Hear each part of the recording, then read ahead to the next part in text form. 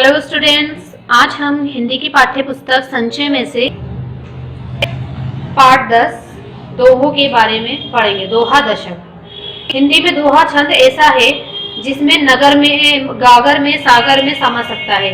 कबीर, रहीम और ग्रंथ के कुछ दोहे नीचे दिए जा रहे हैं। ये जो है ये रहीमदास जी और कबीरदास जी के दोहे हैं। कुछ हर एक दोहे में कोई ना एक बात, कोई ना एक संदेश दिया जा रहा है। इनमें जीवन के जो हमारे अनुभव हमने जीवन का इन लोगों ने किया है उसके बारे में उन्होंने हमें बताया है। एक एक दोहे में लाख लाख रुपए की बात कही गई है, यानी कि हमें सीखने के लिए एक सीख दी गई है। ये सिर्फ पढ़ने के लिए नहीं है, इन्हें समझना और अपनी जिंदगी में गुनना भी है। ठीक है, तो हम शुरू करते हैं दोहे अपने। गुरु गोविंद दोहु खड़े, काके लागू पोए पाए, बलिहारी गुरु अपने, गोविंद दियो मिलाए। तो गुरु और गोविंद जी जो है, गुरु तो हमारे गुरु होते हैं अध्यापक, और गोविंद जो है वो हमारे ईश्वर हैं। तो इसमें बताया गया है कि गुरु और गोविंद एक साथ खड़े हों अगर, तो किसे प्रणाम पहले करना चाहिए, गुरु को या फिर गोविंद को? ऐसी स्थिति में, जब ऐसी सिचुएशन हो, तो गुरु के चरणों में शीश झुकाना उत्तम है। सबसे पहले गुरु के हमारे कदम के आगे सर झुकाना उत्तम है, जिनकी कृपा से रूपी प्रसाद में, यानी कि जिनकी कृपा से गोविंद का दर्शन करने का सौभाग्य प्राप्त हुआ है। तो इसमें बहुत अच्छी बात बताई गई है हमारे अध्यापक के लिए, हमारे गुरु के लिए, कि हमें सबसे पहले गुरु के आगे शीश झुकाना चाहिए, क्योंकि एक गुरु ही है जिसकी वजह से हमें गोविंद यानी कि ईश्वर के दर्शन करने का सौभाग्य हमें प्राप्त हुआ है। हमें एक अवसर प्राप्त हुआ है, हमें मिला है मौका कि हम अपने भगवान के बारे में जान सकें, उसके दर्शन कर सकें, उसे पा सकें। हम एक गुरु के जरिए ही कर सकते हैं। अगर हमें गुरु जो है हमें शिक्षा देते हैं, अच्छी से अच्छी हमें पूरा ज्ञान देते हैं, तो इसलिए ये चीज बताई गई कि गुरु ही है जो हमें ईश्वर से मिलाते हैं। इसलिए हमें सबसे पहले गुरु के आगे शीश झुकाना चाहिए। गुरु कुमार शिष्य कुंभ है, गड़ी गड़ी काढ़े को खोट, अंतर हाथ सहार दे, बाहर बाहे चोट। गुरु ही शिष्य के चरित्र का निर्माण करते हैं, यानी कैरेक्टर का निर्माण करते हैं। गुरु के अभाव में शिष्य यानी कि एक जो हम हैं स्टूडेंट, एक माटी यानी कि मट्टी का अनगढ़ टुकड़ा ही होते हैं। मट्टी का टुकड़ा जैसे ऐसे पड़ा होता है ना, हम वो होते हैं। लेकिन एक गुरु ही है जो उसे घड़े का आकार देता है, जो उसे जिंदगी में उसे चलने की सही मार्ग दिखाता है। जैसे गुरु एक घड़े का आकार देता है, जैसे उसके चरित्र यानी उसके कैरेक्टर का निर्माण यानी कि इंस्ट्रक्शन निर्माण करता है। जैसे कुम्हार घड़े बनाते वक्त बाहर से चोट मारते हैं और अंदर से उसे सहारा देते हैं हल्के हाथ से कि कहीं कुंभ टूट ना जाए, उसी भांति बिल्कुल उसी तरीके से गुरु भी उसके अवगुण को तो दूर करते हैं, उसके अवगुणों पर चोट करते हैं, लेकिन अंदर से उसे सहारा भी देते हैं। जैसे कि आप जानते हैं कि हमारे अध्यापक हमें डांटते भी हैं, हमारी बातों पे हमें पनिश भी करते हैं, सजा भी देते हैं, लेकिन दूसरी तरफ गुरु ही है जो हमें सहारा देते हैं हमारी जिंदगी में गिरकर संभलने का। ठीक है, तो हमारी जिंदगी में गुरु का बहुत महत्व बताया गया है, बहुत ज्यादा। कबीरा हरि के रूठते गुरु के सरने जाए, कहे कबीर गुरु रूठते हरि नाही होत सहाय। कबीरदास जी कहते हैं कि अगर भगवान हमसे रूठ जाते हैं तो हम गुरु की शरण में जा सकते हैं, यानी गुरु के पास जा सकते हैं और उनसे सहायता मांग सकते हैं कि भाई भगवान नाराज है, हमें कुछ ऐसा उपाय बताओ कि हम अपने भगवान को, ईश्वर को राजी कर सकें। लेकिन अगर गुरु रूठ जाए तो भगवान भी हमारी सहायता नहीं करते, क्योंकि सहायता नहीं करेंगे। इस दोहे में कबीरदास जी ने गुरु की महानता प्रकट की है, हमारे जो अध्यापक है उनकी, कि अगर हमारे भगवान रूठ जाए, हमारे ईश्वर रूठ जाए, तो हम गुरु की सहायता ले सकते हैं। हम गुरु के जरिए हम एक से एक अनुभव वो कर सकते हैं, उपाय सुझा सकते हैं कि हमारा भगवान, हमारा ईश्वर हमसे राजी हो जाए। लेकिन अगर हमारा गुरु ही हमसे रूठ जाएगा, हमारा अध्यापक रूठ जाएगा, तो भगवान भी, ईश्वर भी हमारी सहायता नहीं करेंगे, क्योंकि वो गुरु ही है जो हमें भगवान तक उनके दर्शन के लिए हमें एक से एक ज्ञान देते हैं और हमें गिर के समझने की ताकत देते हैं। तो इसलिए हमें अध्यापक की बहुत रिस्पेक्ट, इज्जत करनी चाहिए, आदर करना चाहिए उनका। इसके बाद हमारा रहीमन मांगे घटत रहीम पद, कितो करो बड़ काम, तीन पेड़ वसुधा करी, ताऊ बावने नाम। कितना ही महत्व का काम करो, यदि किसी के आगे हाथ फैलाना पड़े तो ऊंचे ऊंचे जो पद होते हैं ना, ऊंची ऊंची पोस्ट होती है, वो भी छोटा हो जाता है। विष्णु ने यानी भगवान ने बड़े कौशल से राजबली के आगे सारी पृथ्वी को माप कर 3 पग यानी कि 3 पेड़ में उसे बताया, फिर भी उनका नाम वामन ही रहा।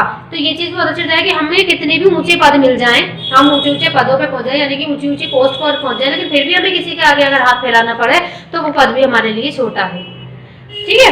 तो हमें किसी के आगे कभी इस तरह हाथ नहीं फैलाना चाहिए, हमें खुद में इतना कॉन्फिडेंट होना चाहिए कि हम खुद कुछ कर सकते हैं। रहीमन असुआ नयन धरी जिए दुख प्रकट करे, जाही निकाहो गेहते कसदा कसना भेद कही दे। आंसू आंसू जो है नैनों से बहकर मन का दुख प्रकट करते हैं, मन का दुख जाहिर करते हैं। जिसे घर से निकल जाए वे घर का भेद दूसरों से बता ही देता है और मन हल्का करते हैं। इसलिए अपना मन हल्का अपनों के साथ करें, इसके लिए दूसरों के कंधे का सहारा ना लें। जैसे कि आप जानते हैं कि अगर हमारे आंसू से ज्यादा बहे जाए तो मन का दुख हल्का हो जाता है। हमारा मन में कोई दुख है, तकलीफ है और हम रो लें अगर जी भर के, तो हमारा मन हल्का हो जाता है रोने से। तो इसलिए हमें रो लेना चाहिए। बिल्कुल ऐसे ही उन्होंने बताया कि अगर कोई घर का इंसान बाहर निकल जाए तो वो और घर के भेद दूसरों को बता देता है। ठीक है, इसी तरीके से हमें घर के भेद हो या हमारे दिल की कोई बात हो, कभी दूसरों का सहारा नहीं लेना चाहिए, हमें हमेशा अपनों का सहारा लेना चाहिए, क्योंकि हमारे अपने ही हमेशा हमारे अपने हो सकते हैं। अपना दुख हमेशा हमें अपनों के साथ शेयर करना चाहिए, दूसरों के कंधों का सहारा हमें नहीं लेना चाहिए। इसके बाद हमारा अपनी पहुंच विचारी के करतब करिए दौर, तेते पांव पसरिए जेती लंबी सोर। वीरेंद्र जी की दोहा है। वीरेंद्र जी कहते हैं कि व्यक्ति को पहले अपने सामर्थ्य का आंकलन करने के पश्चात ही अपना लक्ष्य साधना चाहिए, ताकि वह अपने लक्ष्य को पाने में सफल हो सके।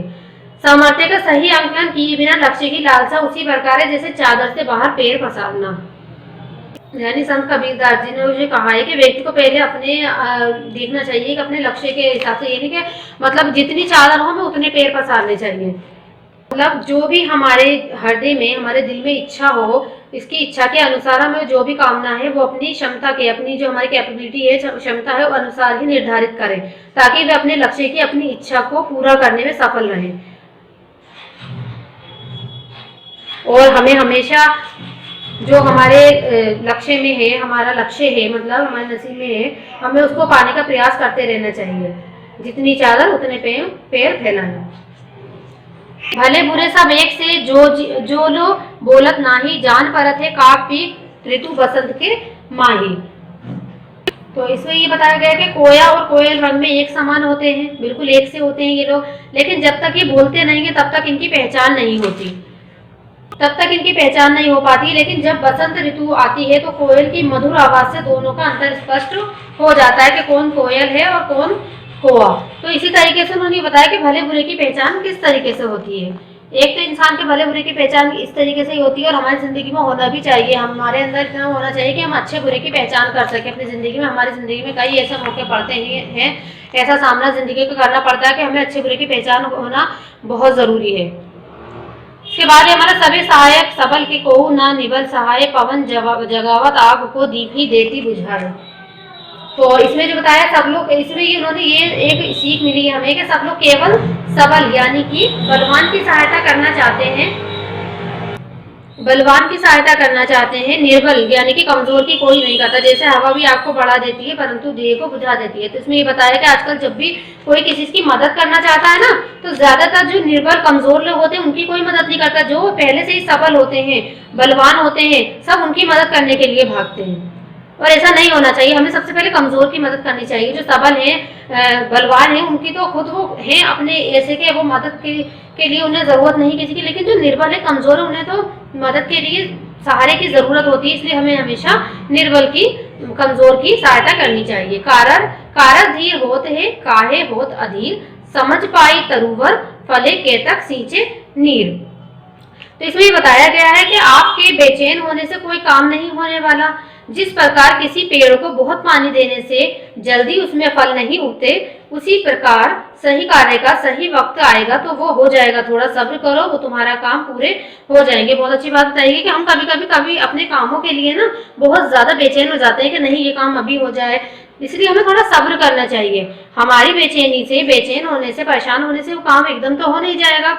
काम जिसका जो वक्त है, सब्र करो तो जो वक्त है जिसका पूरा है वो उस टाइम पर काम पूरा हो जाएगा। हमें थोड़ा सब्र रखना चाहिए, धीरज रखना चाहिए, हमारे काम जरूर पूरे होंगे।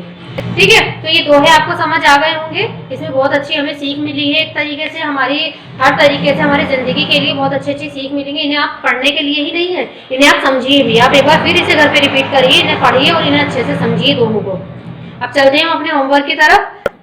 सबसे पहले शब्दार्थ। बावने, बावने यानी बोना, बाहें चोट यानी चोट करता है, सींचो यानी कि सिंचाई करना, पेड़ यानी कि कदम, पेड़ जो होता है कदम, पग, सोर यानी कि चादर। तो ये 5 हमारे अल्फाज वो है शब्दार्थ, ये आपको अपनी कॉपी में करना और इन्हें याद भी करना है। इसके बाद है हमारा सही विकल्प के सामने सही का निशान लगाना है आपको। गुरु क्या कृपा करते हैं? गुरु ईश्वर से मिलाते हैं। कवि ने गुरु को कुम्हार क्यों कहा है? वे शिष्य की कमियां दूर करके उसे अच्छा इंसान बनाते हैं इसलिए। वामने शब्द किसके लिए आया है? वामने शब्द वामन अवतार भगवान विष्णु के लिए आया है। वसंत ऋतु में कोयल का पता कैसे लगता है? वसंत ऋतु में कोयल का पता उसकी मधुर कूक से लगता है। तो ये आपको अपनी कॉपी में करना है सभी स्टूडेंट्स को। ये हमारा ओमिट है। इसके बाद हम करेंगे ये अति लघु उत्तरीय प्रश्न, एक शब्द अथवा वाक्यांश में उत्तर लिखना है इसका। कवि ने कुंभ किसे कहा है? कवि ने कुंभ गुरु कुम्हार को कहा है। भगवान के रूठने पर किसकी शरण में जाया जा सकता है? भगवान के रूठने पर गुरु की शरण में जाया जा सकता है। भले बुरे की पहचान कब होती है? भले बुरे की पहचान जब इंसान बोलता है तब होती है। सब किसकी सहायता करते हैं? सब सबल की सहायता करते हैं, यानी जिसके पास सब कुछ पहले से ही होता है हमेशा सब उसकी सहायता करते हैं। ठीक है, ये आपको अपनी कॉपी में करना है। ये लघु उत्तरीय प्रश्न है, एक वाक्य में उत्तर है सिर्फ इसका, जैसे कि मैंने आपको पीछे समझाया है। आपको दो है उसी की हिंदी यहाँ पर आनी है। ये आपका होमवर्क है, आपको होमवर्क में करना है। ये होमवर्क में गुरु को कुम्हार और शिष्य को कुंभ क्यों कहा गया है? क्योंकि गुरु ही है जो शिष्य के चरित्र का निर्माण करता है। जैसे कि कुम्हार कुंभ यानी कि कुम्हार कुंभ यानी हमारा जो मटका होता है बनाते हैं वो, उस पर चोट देते हैं लेकिन अंदर से ही उसे सराहते भी रहते हैं ताकि वो टूट ना जाए। इसी तरीके से गुरु भी शिष्य को चोट देते हैं लेकिन वो सराहते रहते हैं, उसे सहारा देते रहते हैं, उसका निर्माण करते हैं। ठीक है, गुरु के रूठने पर कोई भी सहायता क्यों नहीं करता, वो भी मैंने आपको बताया था। क्योंकि जब अगर हमारे गुरु नाराज, हमारे भगवान नाराज है, हमारे ईश्वर नाराज है, तो हम गुरु की शरण में जा सकते हैं, उनसे अपने ईश्वर को मनाने का उपाय ले सकते हैं। लेकिन अगर गुरु रूठ जाए तो हमारी भगवान भी सहायता नहीं करता। वामन अवतार में भगवान विष्णु ने क्या किया था? वामन अवतार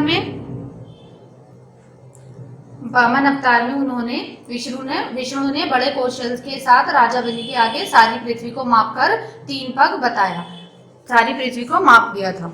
ठीक है, इसके बाद हमारा गुरु और ईश्वर में कौन बड़ा है और कैसे है?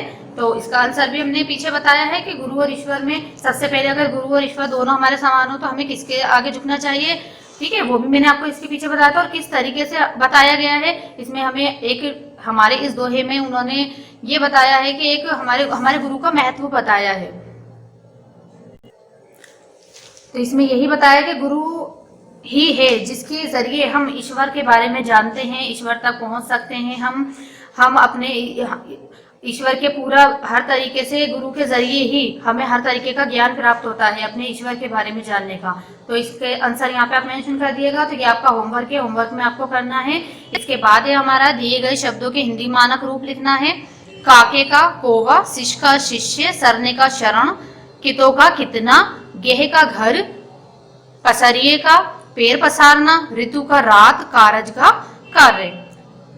प्रत्येक पंक्ति में जो शब्द समानार्थक है उस पर गोला लगाना है।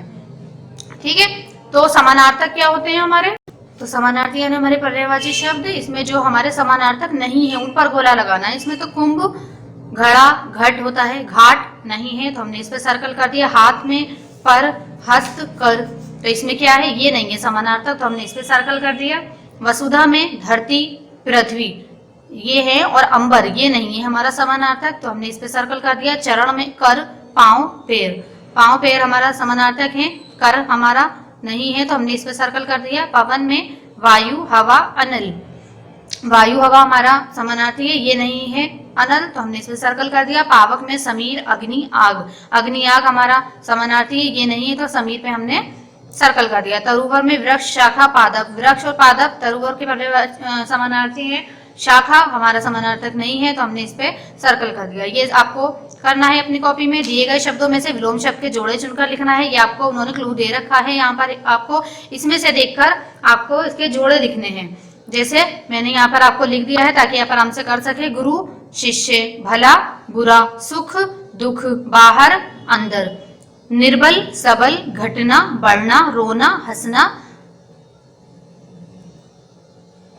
सर्जन तुर्जन। ठीक है, ये है आपका, इसमें से आपके जोड़े बने हैं, आप खुद भी एक बार देख सकते हैं और इसमें मैंने कर ही दिया है, इसे समझिए। दिए गए शब्द स्त्रीलिंग है या पुल्लिंग सामने लिखना है इनके, ये भी मैंने लिख दिया है यहाँ पे शॉर्ट में। गुरु पुल्लिंग है, धरती स्त्रीलिंग है, शिष्य पुल्लिंग है, हवा स्त्रीलिंग है, पानी पुल्लिंग है, वृक्ष पुल्लिंग है, आज आग स्त्रीलिंग है, ईश्वर पुल्लिंग है, ऋतु स्त्री स्त्रीलिंग है और पैर पुल्लिंग है। तो ये आपको, ये जो आपका काम है ये वाला और ये सब, ये आपको अपने ग्रामर की कॉपी में करना है। ये ग्रामर वर्क है आपका, बाकी आपका ये जो क्वेश्चन आंसर और ये यहाँ तक का काम है ये आपको अपनी क्वेश्चन आंसर वाली कॉपी में करना है और ये काम आपको ग्रामर की कॉपी में करना है। सभी स्टूडेंट डायरी नोट कर लीजिए अपनी, इस लेसन को अच्छे से समझिए, पढ़िए दोबारा और इसका वर्क अपनी कॉपी में नोट करिए। Thank you.